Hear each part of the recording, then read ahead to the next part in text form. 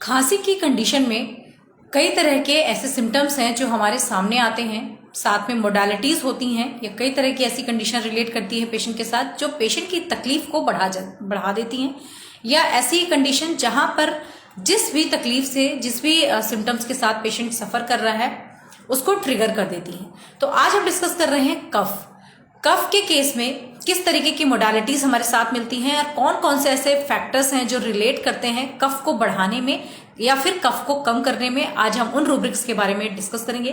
Friends, मैं doctor ज्योति तिवारी आप सभी का स्वागत करती हूं मेरे पेज पर। अगर आपने मुझे अभी तक फॉलो नहीं किया है, this is right time to follow me. Comment करके जरूर बताइए कि मेरे वीडियोस आप सभी को कैसे लगते हैं। सो बेसिकली अगर खांसी की कंडीशन देखी जाए, कफ देखा जाए, तो आप सबसे पहले ये देखोगे कफिंग की कंडीशन बढ़ती किस चीज से है या किस समय होती है ना। दो ही इंपॉर्टेंट चीजें इसके साथ रहती हैं। सबसे बड़ी चीज की जो कफिंग है वो किस वजह से हुई, दैट इज कॉजेशन। क्या कारण है उसके पीछे? कई सारे कारण हो सकते हैं जो हम आगे डिस्कस करेंगे। और साथ में ही ये बढ़ कब जाती है, कफिंग कब बढ़ जाती है। इसके साथ तीसरा पॉइंट आता है टाइप ऑफ कफिंग। जो खांसी हो रही है पेशेंट को, जो कंटिन्यूअसली कफिंग कर रहा है पेशेंट, उसमें किस तरीके का कफ है। जैसे कि मैंने पहला एक शब्द यूज किया कंटिन्यूअसली, एक होता है कांस्टेंट कफ, लगातार खांसी होना, खांसी रुकती ही नहीं है। या फिर कई बार जो कफिंग होती है मॉर्निंग के टाइम पे ज्यादा होती है, टाइम से रिलेट करती है, मॉर्निंग, इवनिंग, आफ्टरनून। या फिर कई बार लाइंग डाउन, लेटने से बढ़ जाती है कफिंग, या उससे रिलीफ भी आ सकता है। कई बार वार्म ड्रिंक, गर्म पानी पीने से, गर्म चीजें खाने से पेशेंट को आराम लगता है। कई बार कोल्ड ड्रिंक्स, ठंडी चीजें लेने से तकलीफ जो है बढ़ जाती है, या वाइसी वर्सा ये कंडीशन आपको मिलती है। तो इन रूब्रिक्स का एप्लीकेशन हम होम्योपैथ्स किस तरीके से करते हैं, रूब्रिक का कलेक्शन कैसे करेंगे, बहुत ही सिंपल और इजी वे में मैं आपको कैंट रेपर्टरी से एक्सप्लेन कर रही हूँ। This is a beautiful repertory for constitutional prescription and for the classical homeopath. अगर आप एक्यूट कंडीशन पे काम कर रहे हो, हमने क्रॉनिक बहुत सारे सेशन किए हैं, हमने कई सारी क्रॉनिक डिसीजेज डिस्कस किए हैं जहां पे मैंने बोरिक से रूब्रिक लेना आपको बताया था। अभी हम एक्यूट केसेस पे काम करेंगे, किस तरीके से रूब्रिक लेते हैं और कैसे काम करना है। सिर्फ 4 से 5 सिम्टम में आपका जो केस होता है एक्यूट केस में मोस्टली क्लियर हो जाता है। बस हमें सही रूब्रिक का सिलेक्शन आना चाहिए। तो पहला जो हमारा आज का रूब्रिक है, जिन लोगों ने लेट ज्वाइन किया है उन्हें बता दूं, we are discussing today cough and associated condition, related condition with cough, their modalities, their trigger factor and their amelioration factors। Modality में एग्रावेशन और एम्यूलेशन दोनों ही आते हैं। तो चलिए सबसे पहले हम ले रहे हैं कफ। तो उसमें मैं ले रही हूँ, देखिए मोडालिटी आपको बहुत सारे मिलेंगे, आप अगर कैंट फॉलो करते हैं तो there are so many things related to cough. But जहां तक मैं स्टार्ट कर रही हूँ कफिंग में, सबसे पहले मैं स्टार्ट कर रही हूँ cold air aggravation. For example, हमारी क्लिनिक में एक पेशेंट बैठा हुआ है और जस्ट मैंने एक पेशेंट देखा, सो मुझे आया कि मैं इस केस को डिस्कस करती हूँ।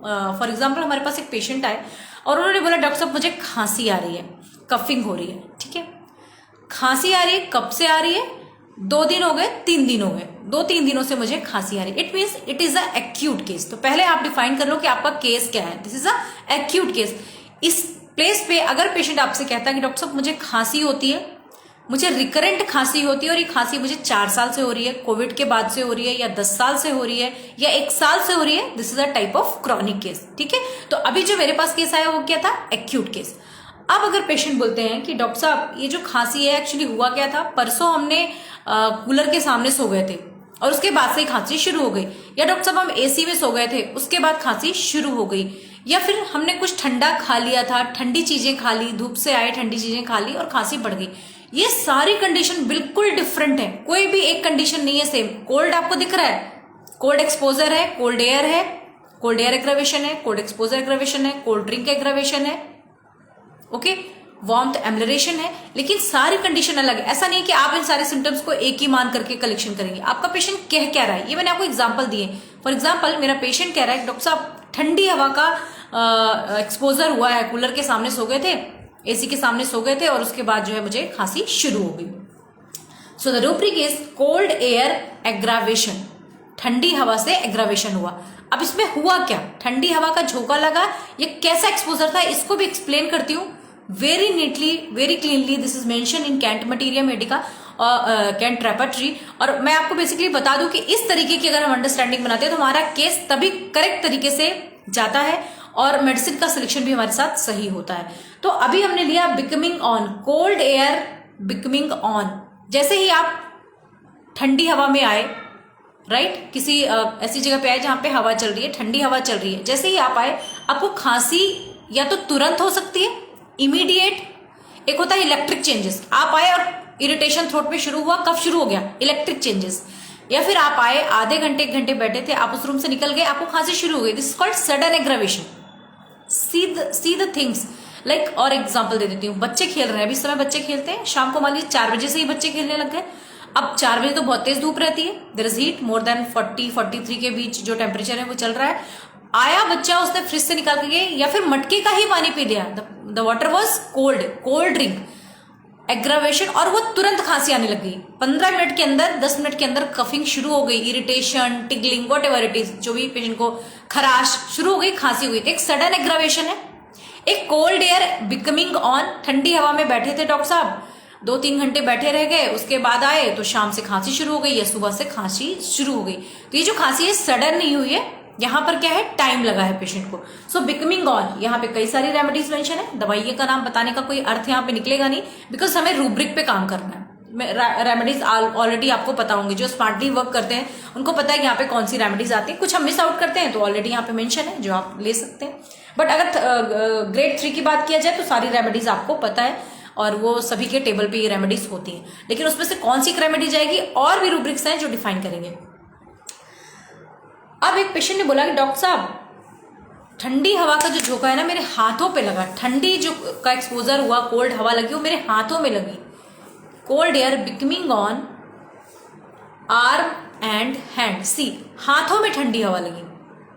ऐसे कई सारे पेशेंट मिलते हैं जो बोलते हैं डॉक्टर साहब ठंडा पानी हाथ में डालते हैं खांसी शुरू हो जाती है, चेहरा धोते हैं खांसी शुरू हो जाती है, ऐसी कई सारी रेमेडीज हैं। तो इसी तरीके के रूब्रिक हैं, ये की प्रिस्क्रिप्शन भी कहलाता है, राइट, की सिम्टम्स आपको यहाँ पे मिल रहे हैं, तो आपको एक की रूब्रिक मिला। यहाँ पे 2 रेमेडीज बिल्कुल वेल मेंशन्ड है, 3rd ग्रेड पे है कैंट मटीरिया मेडिका में, जहाँ पे becoming on cold air arm और हैंड, यहाँ पे आपको ये रूब्रिक मिलता है, और ये मेडिसिन मेंशन की हुई है, बहुत ही क्लोज रेमेडीज हैं जो हमारे प्रिस्क्रिप्शन में इजिली आती भी है और हमारे टेबल पे भी ये रेमेडीज होती हैं, ठीक है। अब अगर पैरों में ठंडी हवा लग गई तो आप फीट ले सकते हैं, अगर cold air becoming on single part किसी एक जगह पे लगी, सिर पे कई बार ठंडी हवा लग जाती है, कई बार क्या होता है हम ऐसी पोजीशन पे बैठते हैं, या कई बार हम किसी बैंक में गए काम करने, आप इसको बहुत मेंशन करिएगा, इस समर में बहुत हेल्प करने वाला है रूब्रिक।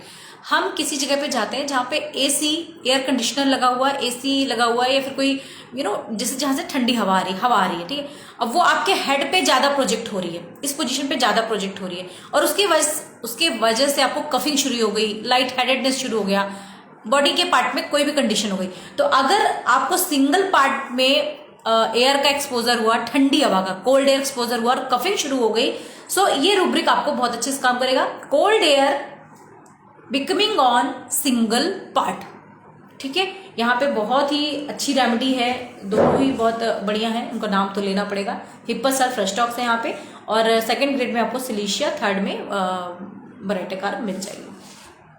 अब बहुत इंपॉर्टेंट रूब्रिक आ रहा है, इसको बहुत अच्छे से समझिएगा।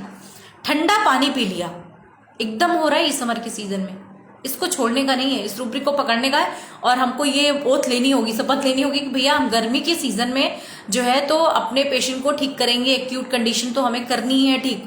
नोट डाउन करिए, केस को बार बार फॉलो करिए, बार बार इन चीजों को आप रिपीटेटिवली अंडरस्टैंड करिए, समझिए। सो देखिए, कोल्ड एयर और cold drink aggravation, coughing aggravation, ऐसा एक लेते हैं कि coughing aggravation from cold drink, ये हमारा एक जनरल इंग्लिश ट्रांसलेशन है। हिंदी में पेशेंट ने बोला डॉक्टर साहब खांसी हुई, ठंडा पानी पी लिया था, इंग्लिश में ट्रांसलेट किया। Now the time of rubric framing, तो वहां पे आपने देखना है कि पेशेंट को खांसी हुई है, that is cough, aggravation from cold drink, ठंडा पानी पीने से, सिंपल रूब्रिक है, कोल्ड ड्रिंक एग्रावेशन। यहाँ पे आपको कई सारी रेमेडी मिलेंगी, आपको पता है कि कौन सी रेमेडीज है, बताने की जरूरत नहीं है, आप रेपर्टरी में जरूर देखिएगा।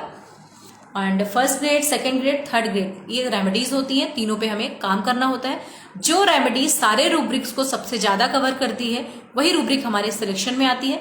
जरूरी नहीं है कि जो रेमेडी 1st ग्रेड पे आ रही है वो सारे रूब्रिक पे आए, कई बार वो नहीं भी आती, तो कई बार लोग क्या करते हैं कि उसी रेमेडीज को देते हैं, उनको मत दीजिए, उस रेमेडी को दीजिए हमेशा जो सारे आपके रूब्रिक को कवर कर रही होती है, जिसको ज्यादा नंबर मिलते हैं, ज्यादा मार्क्स मिलते हैं, ठीक है। टॉपर तो वही होता है ना जिसको ज्यादा मार्क्स मिलते हैं। सिमिलरली हमारी रेमेडीज का सिलेक्शन भी होता है कि कौन सी रेमेडी टॉपर है, मैक्सिमम रूब्रिक किसने कवर किए, उसी को मार्क्स मिलने वाला है, ठीक है। अब कोल्ड ड्रिंक से कई बार एम्युलरेशन मिलता है, वेरी रेयर, ये रेयर है कि ठंडा पानी पीने से खांसी में आराम लगे, ऐसा नहीं होता। मोस्टली क्या होता है, कफिंग में आराम मिलता है गर्म पानी से, वार्म ड्रिंक एग्रावेशन। ऐसा होता है क्यों है, यूजुअली होता है इसलिए है कि जब आप कोई गर्म पानी ले रहे होते हैं उसका टेम्परेचर क्या है, ज्यादा है, ठीक है।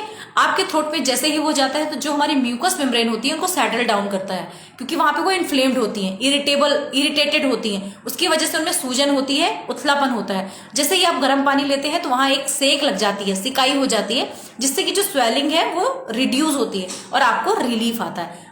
यूजुअली कोल्ड ड्रिंक क्या करते हैं, एग्रावेशन या ट्रिगर का काम करते हैं। लेकिन ऐसे पेशेंट्स मिलते हैं जहां पर आपको कोल्ड ड्रिंक एम्युलरेशन मिलता है, this is cuprum, causticum, onosmodium, opium, sulphur, bromium, very very important.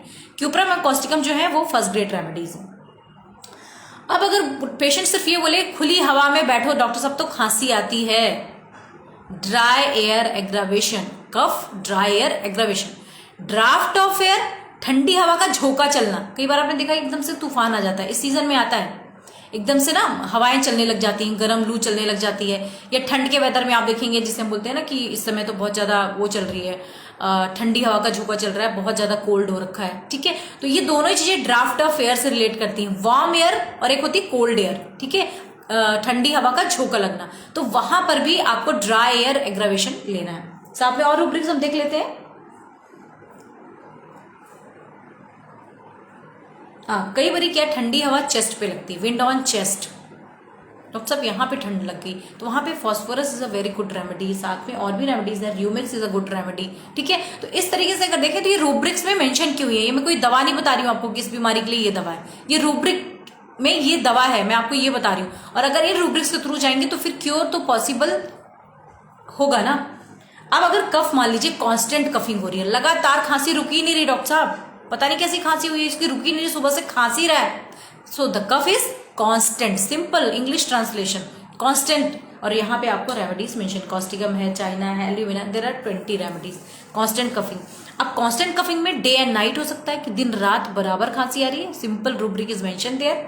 या फिर ये हो सकता है मॉर्निंग में, सुबह सुबह डॉक्टर साहब जो खांसी ना बिल्कुल लगातार आती है, morning aggravation, constant coughing morning, constant coughing evening, constant coughing night, रात में डॉक्टर साहब इसको बहुत कफिंग होती है। या फिर कई सारे पेशेंट रात में क्या क्या बोलते हैं, देखिए नाइट एग्रावेशन को सिर्फ नाइट नहीं लेना है, नाइट एग्रावेशन नाइट में कई बारी पेशेंट बेड पे जाने पे कफिंग करते हैं, आफ्टर स्लीप करते हैं, या फिर सिर्फ लाइंग डाउन, लेट गए डॉक्टर साहब तो खांसी आने लग जाती है, बस जैसे ही लेटे लाइंग ऑन एग्रावेशन, या फिर लाइंग एम्युलरेशन, डॉक्टर साहब लेटने से बड़ा आराम लग जाता है, दिन रात बराबर खांसी आती है, बस जैसे ही लेट जाता है इसको आराम आ जाता है। तो lying down amelioration, sleep while sleeping aggravation, sleeping after aggravation, सोने के बाद बढ़ जाती है, मिड नाइट एग्रावेशन, आधी रात के बाद खांसी बढ़ जाती है।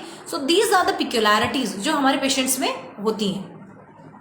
सो इसी तरीके से कांस्टेंट कफिंग अगर लाइंग एग्रावेशन है तो हायोजाइमस, पल्सेटिला, सीपिया, रस्टॉक, सैंग्यूनेरिया। लाइंग डाउन से अगर आराम लग रहा है जैसा कि मैंने आपको बताया तो वहां पे आपको रेमेडी मिल जाएगी।